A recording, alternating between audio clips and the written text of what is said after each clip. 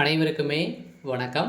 சற்று முன் கிடைத்திருக்கக்கூடிய ஒரு மிக மிக முக்கியமான செய்தி ஒன்று வெளியாகி உள்ளது. சற்று முன் ஸ்டாலினை தூக்க உத்தரவுப்பட்ட ஜனாதிபதி, போலீஸ் குவிப்பு, இது மாதிரி செய்திகள் வெளியாயிருக்கு.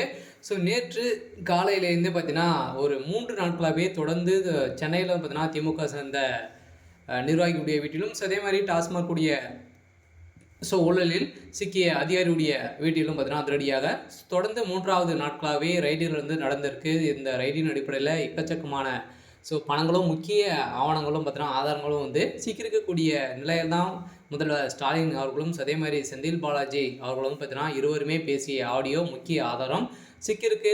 இந்த நிலையில் தான் இப்போ முதல்வர் ஸ்டாலின் அவர்களை பார்த்தீங்கன்னா தூக்க உத்தரவு போட்டதாக இப்போ ஜனாதிபதி அவர்கள் பார்த்தீங்கன்னா போட்டிருக்காரு. இந்த நிலையில் தான் தமிழகத்தில் பெரும் போலீஸ் குவிக்கப்பட்டிருக்கு. விரைவில் முதல்வர் ஸ்டாலின் அவர்கள் திகார் சிறையில் அடைக்கப்பட போகிறதாக தகவல் வெளியாக இருக்குது.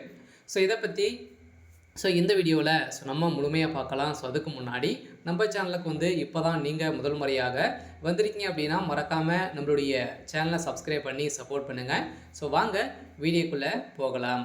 பார்த்தீங்கன்னா ஏற்கனவே இந்திய வரலாற்றிலே முதல் முறையாக பார்த்தீங்கன்னா தமிழகத்தில் டாஸ்மாக் கூடிய நிறுவனத்தில் தலைமையக இடத்திலே இப்போதான் ரைடுகள் நடந்தது. அதே மாதிரி திமுக சேர்ந்த முக்கிய நபர்களுடைய வீட்டிலும் செந்தில் பாலாஜி அதே மாதிரி எம்பி ஜெகத் ராக்சன் அவருடைய வீட்டிலும் ஆலைகள் ரைடுகள் நடந்தது. இந்த ரைடு அடிப்படையில் எக்கச்சக்கமான பணங்கள் பார்த்தீங்கன்னா சிக்கிது. அதே மாதிரி இந்த குறைந்தபட்சம் 1000 கோடிக்கு மேலே மெகா ஊழல் இதில் நடந்திருக்கு அப்படின்ற மாதிரி அமலாக்கத்துறை அதிரடியாக நீதிமன்றத்தில் வழக்கை தொடர்ந்து இப்போ வழக்கு நிலுவையில் இருக்குது. இந்த வழக்கின் அடிப்படையில் தான் இப்போ பார்த்தீங்கன்னா இதில் சம்மந்தப்பட்ட அதிகாரிகளுடைய வீட்டிலும் ரைடுகள் நடந்திருக்கு. இருந்தாலுமே செந்தில் பாலாஜி அமைச்சராக ஒரு 4 மாத காலங்களாகவே ஆயிலிருந்து பார்த்தீங்கன்னா எக்கச்சக்கமான பணங்கள் பார்த்தீங்கன்னா இவர் மோசடிகள் செஞ்சுருக்காரு அப்படின்ற மாதிரி புகார் மேலே புகார்கள் குவிந்திருந்த நிலையில் திமுகவுடைய ஆட்சிக்கு நிறைய நெருக்கடிகள் கொண்டு வந்தது. இந்த நிலையில் தான் முதல்வர் ஸ்டாலின் உத்தரவு போட்டிருந்த நிலையில் செந்தில் பாலாஜி அவர்கள் திடீர்னு ராஜினாமா செய்தார். இதன் அடிப்படையில் செந்தில் பாலாஜி வெளியில் போனார் அப்படின்னா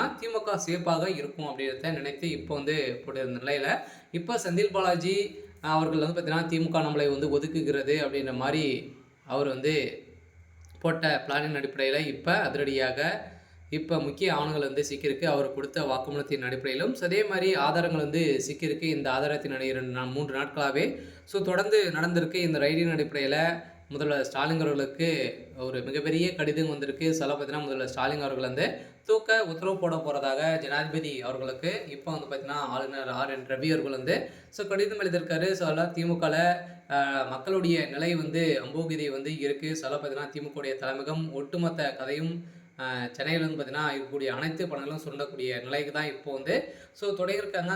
திமுகவில் அடுக்கடுக்கு நிறைய பிரச்சனைகள் ஏற்பட்டிருக்கு. இதனால் திமுகவுடைய தலைமைக்கு எந்த ஒரு பிரச்சனையும் சால்வ் செய்கிற மாதிரி இல்லை அப்படின்ற மாதிரி தான் இப்போ திமுகவுடைய தலைமை கதை முடிய போகுது.